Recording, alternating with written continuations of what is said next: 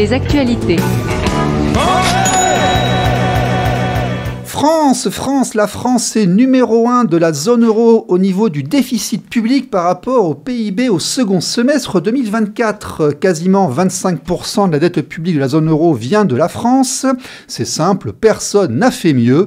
Les agences ont placé la France sous perspective négative. C'est important car cela signifie que les taux d'intérêt sur les emprunts seront plus élevés et cela se répercute sur les collectivités locales. L'INSEE confirme 28e mois de récession et de baisse d'activité dans l'industrie et surprise dorénavant également dans les services ainsi que dans le bâtiment. Les exportations sont aussi en chute libre, bien en dessous de ce qu'on exportait en 2000, soit il y a quasiment 25 ans. L'économie en France est en train de s'effondrer. La récession touche donc actuellement la France. En fait, tout l'Occident, dirons-nous, excepté quelques petits pays mineurs, Chypre, Irlande, Portugal, etc. Mais surtout excepté les États-Unis, décidément. Les mauvaises langues disent que les US plombent l'Europe pour se sauver, et dans la réalité, force est de constater qu'ils s'en sortent aujourd'hui beaucoup mieux que nous, notamment en ayant trouvé le moyen de remplacer la majorité de nos fournisseurs, par exemple en énergie. À l'heure de ces chiffres, les conséquences se profilent pour nous tous. Pour commencer, le vote du budget, rempli de restrictions et de hausses de taxes et d'impôts, a été repoussé plus tard en novembre,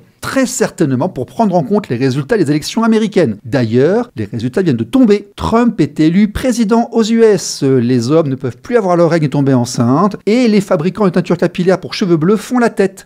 C'est dur de devenir une colonie américaine. Sécurité sociale, 15 milliards d'euros de trous par an, avec un projet de faire peser 5 à 10 milliards d'euros sur les entreprises, notamment via les baisses des allègements de charges. C'est Armageddon. Tout le monde aux minima sociaux. On tape sur ceux qui bossent ou qui entreprennent, avec des poches trouées, dilatées comme jamais, et du pognon qui part partout, sauf là où on en aurait vraiment besoin. D'ailleurs, le taux de chômage des catégories A remonte aux alentours de 8% en octobre, avec donc une estimation d'un taux de chômage réel en France actuellement de 16,5% et en prévision de forte hausse. Et c'est là qu'on demande à l'invité, qui lui est spécialisé dans le recrutement et la délégation de personnel, comment se porte le marché ? Eh bien, nous, on a de plus en plus effectivement de demandeurs d'emploi. Oui. On a également beaucoup d'entreprises qui font appel à nous pour nos services parce qu'ils sont en recherche de personnel. Après, c'est vrai qu'il n'y a pas forcément d'adéquation entre les compétences recherchées et qui sont disponibles sur le marché.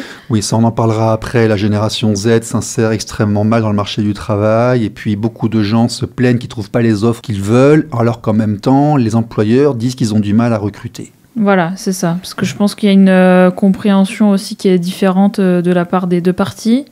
Et puis, quand on a besoin, par exemple, de personnes en bâtiment, mais que les formations ne sont pas forcément axées là-dessus, il y a trop d'inadéquation entre les personnes qui recherchent, par exemple, dans le bâtiment et toutes les personnes qui se forment, mais par exemple, dans le marketing digital. Et du coup, c'est un marché qui n'est pas du tout équilibré. Alors, vos clients, le marché en Dordogne, dans le Périgord, comment se portent, parce que vous êtes spécialisé dans les PME, les TPE, comment se portent nos PME, nos TPE actuellement en Dordogne ? Comment elles vont ? Donc nous, on est spécialisé effectivement dans le recrutement dans le secteur du commerce et de l'artisanat pour les TPE et PME. Donc ce qu'on peut dire pour le commerce et l'artisanat, c'est que effectivement, elles ont besoin de personnel, mais elles ont du mal à trouver parce que les personnes sont de plus en plus exigeantes, notamment avec le salaire. Mais bon, ça c'est... Au niveau de l'économie, il y a beaucoup de fermetures d'entreprises, il y a vraiment votre marché se porte bien, il y a une hausse de demande des recrutements, il y a une baisse des demandes de recrutement.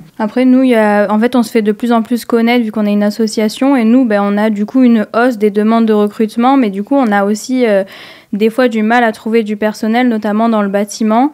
Mais après, à l'inverse, depuis le début de l'année, on a reçu à peu près 500 CV de personnes. Donc nous, on rencontre toutes les personnes dont on reçoit les CV. Donc on rencontre beaucoup de personnes et on a énormément de demandes dans l'administratif. Donc vous êtes aussi sur un marché de niche et en vous spécialisant, vous arrivez éventuellement à contourner les effets de la crise. C'est ça. D'accord. Est-ce que vous pensez, vous, que les élections américaines auront un impact sur votre activité ?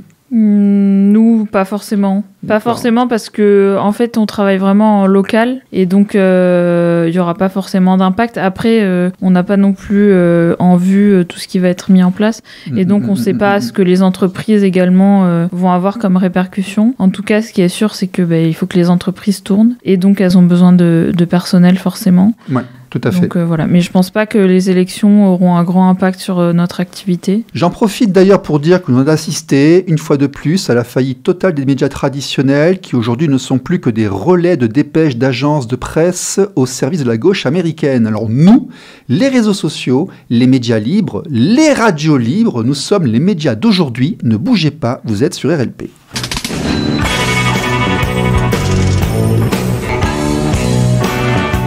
L'invité de la semaine.